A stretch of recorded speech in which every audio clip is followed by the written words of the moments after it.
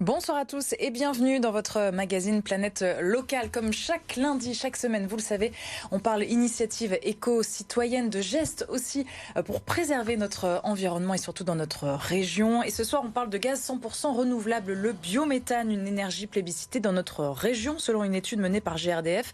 Alors quels avantages? Est-ce une source d'avenir? Comment est-il produit? On en parle avec notre invité ce soir, Philippe Lahaye, directeur client de territoire Nord-Ouest de GRDF. Bonsoir. Bonsoir Marie.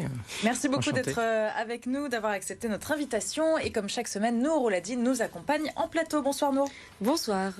Et on commence tout de suite avec quelques chiffres.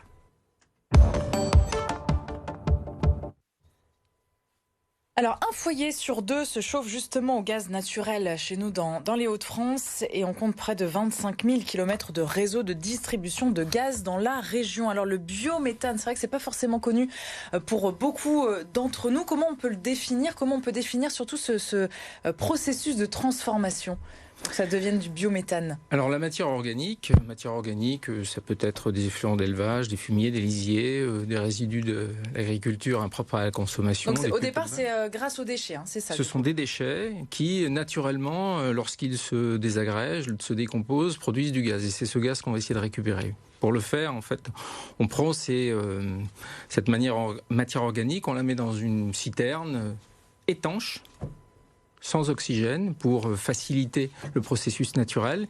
Et pendant quelques semaines, on va mélanger tout cela avec des bactéries qui produisent d'un côté du biogaz et de l'autre côté un liquide qu'on appelle le digestat.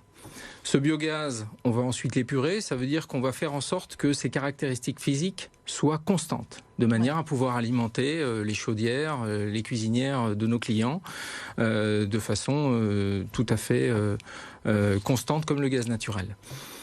Et puis de l'autre côté, le digestat, c'est un engrais naturel utilisable par les agriculteurs. Et ça, c'est ce qu'on appelle le processus de méthanisation.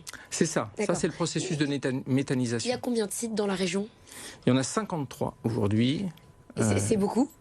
Ou pas, oui. On se rend pas Alors bien compte. 53, ça représente, on a comme cible régionalement avec nos partenaires, la région, l'ADEME, la Chambre d'agriculture et les constructeurs, toute la filière, d'atteindre à l'horizon 2025 la production qui permettrait à peu près d'alimenter la consommation annuelle d'environ 500 000 logements modernes. On est à peu près au tiers du parcours. Voilà, ça vous donne une idée. On avance environ. bien ou pas?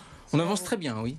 Ça se développe. Et ça a commencé quand? Vous me disiez une dizaine d'années, la région était pionnière en la matière? Le premier site qui a utilisé ce procédé en France, c'est à Lille, avec le centre de valorisation organique de Sequedin, qui depuis 10 ans produit du biométhane qui alimente les bus au gaz de la métropole européenne de Lille. Oui, c'est la première fois. Ensuite, en 2014, la région Hauts-de-France a fait le choix de favoriser ce procédé et cette filière en créant le comité opérationnel régional pour le biométhane injecté, en mettant autour de la table les acteurs que je vous ai cités tout à l'heure.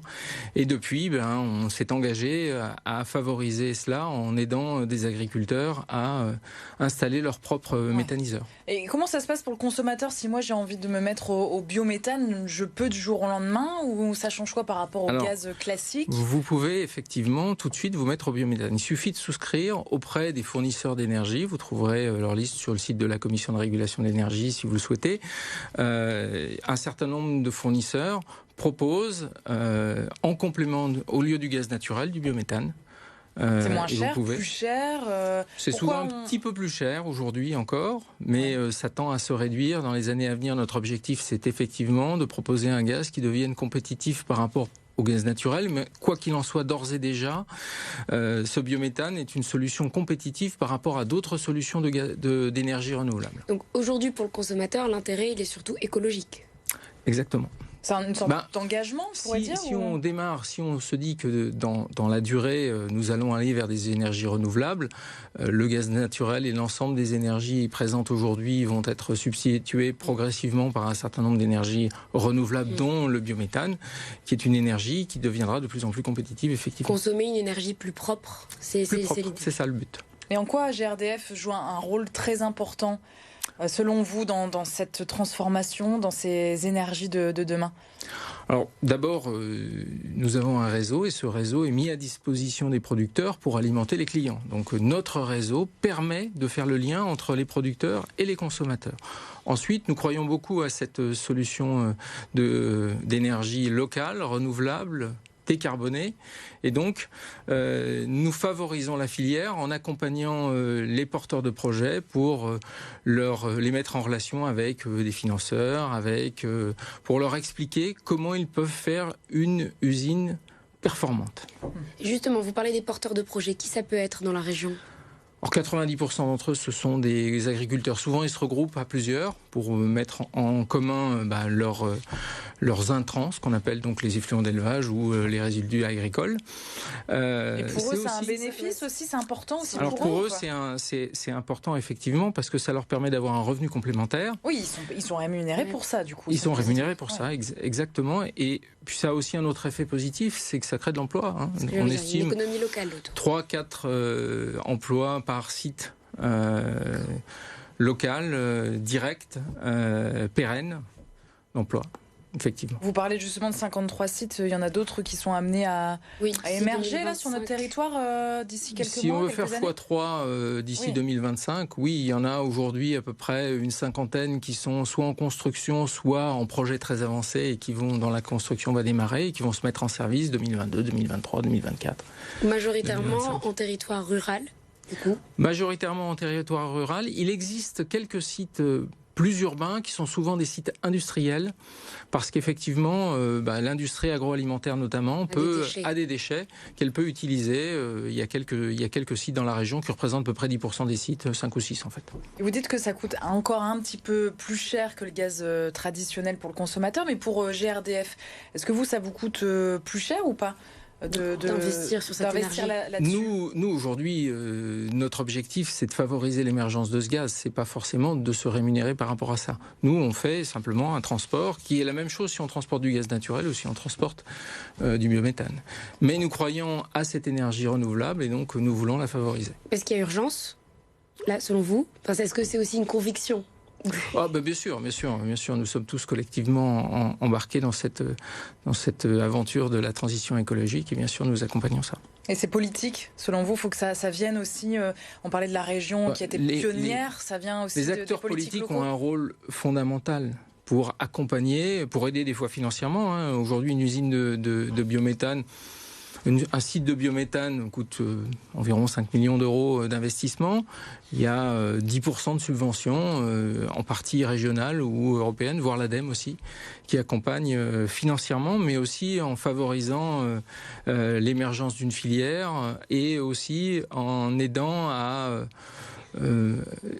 l'implantation de ces usines, de ces sites en proximité des sites de consommation. Merci beaucoup Philippe Lahaye, vous restez avec nous pour la suite du magazine. On continue avec le bon plan écolo de Nour.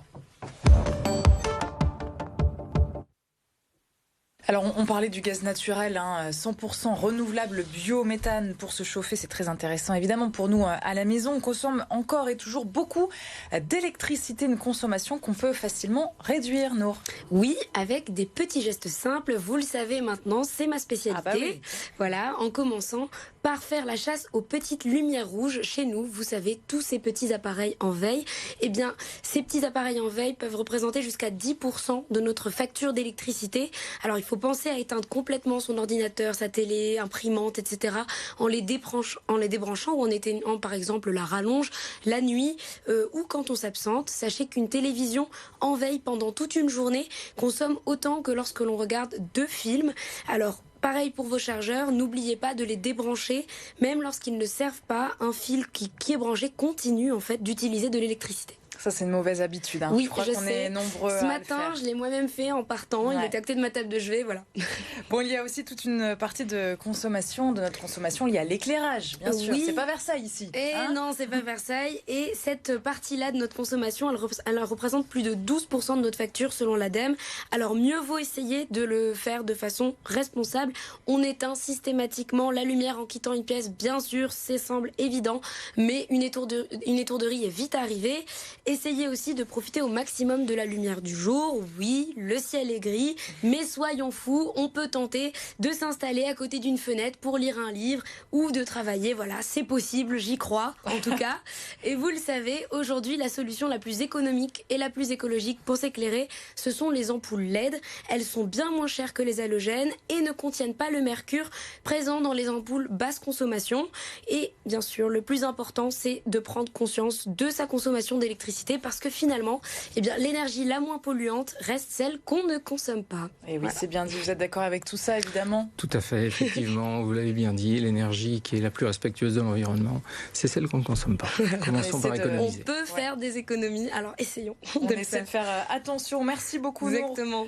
On se retrouve la semaine prochaine pour un nouveau Planète Locale. Merci à tous les deux d'avoir été avec nous. Et demain, votre magazine économique, bien sûr, comme chaque semaine, le mardi, on parle de nos entreprises dans les Hauts-de-France. Et demain, on s'intéressera à une entreprise qui fabrique des produits technologiques ordinairement fabriqués en Asie. Ça se fait chez nous à Croix. Nous recevrons le PDG de InnoDesign.